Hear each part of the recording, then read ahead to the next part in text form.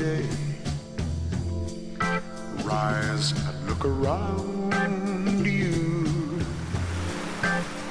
and you will see who you are.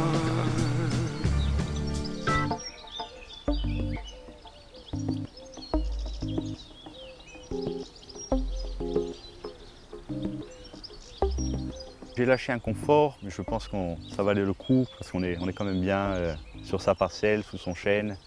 Et regardez les sèves de vigne pousser. Je suis originaire de Péry village, voilà, un petit peu plus haut. Et donc c'est une ancienne région viticole qui se réapproprie ces terrains qu'on avait un petit peu délaissés. Alors il y a un petit groupe, quelques vignerons, qui ont recommencé à planter, qui ont recommencé à travailler la terre. Et tu es petit, tu as des rêves plein la tête.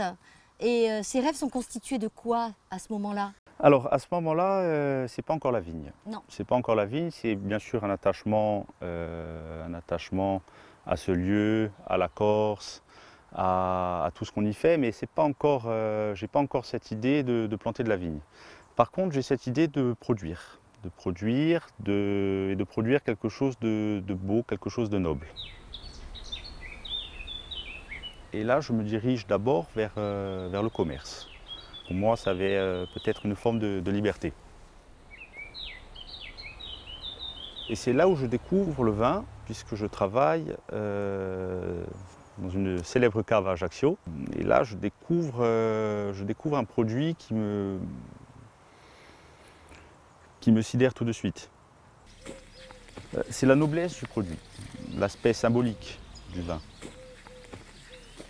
Tu es passé par la case professionnelle marketing pur et la terre t'a appelé en fait. C'est ça. Quelques années être rentré dans la vie professionnelle, je me dis que j'ai envie de faire quelque chose de plus vrai.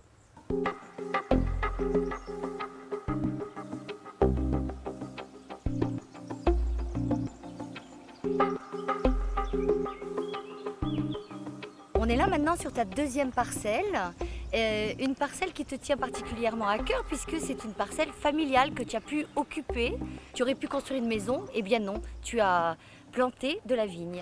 Alors c'est ça, on a décidé de faire pousser autre chose que du béton.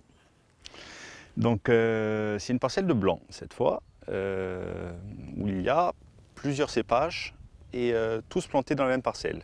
Donc c'est une méthode de plantation assez peu répandue, mais ça devrait donner un vin avec une grande complexité, de par les cépages qui vont composer la cuvée et de par les différences de maturité. Et c'est à quel moment qu'on pourra goûter ta cuvée? Ce sera probablement 2024, 2025, selon l'élevage qu'on veut donner au vin. C'est plus que de la patience. Oui, c'est beaucoup de patience, c'est du temps, mais on sait vers quoi on veut aller, donc on le fait volontiers.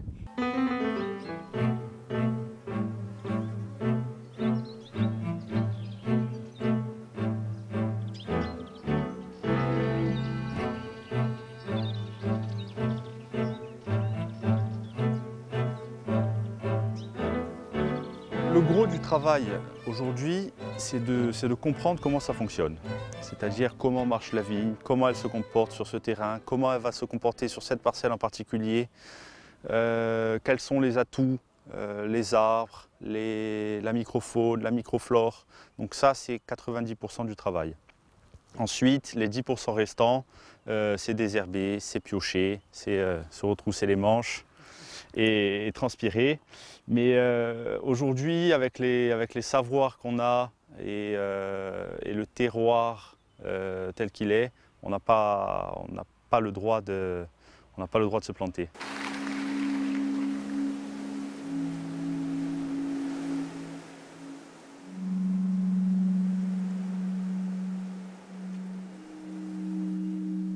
Elle est loin l'époque de toi, à Corté, travaillant pour le MEDEF?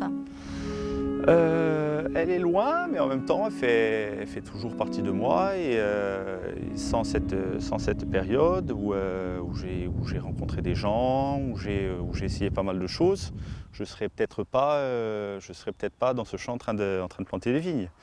Mais la transition, voilà, s'est faite en douceur. J'ai troqué ma chemise pour un bleu de Chine et je suis content comme ça. Et tu es plus heureux, j'ai l'impression. Oui, peut-être j'avance plus sereinement, avec moins de contraintes, en travaillant peut-être davantage, mais c'est pas le même travail.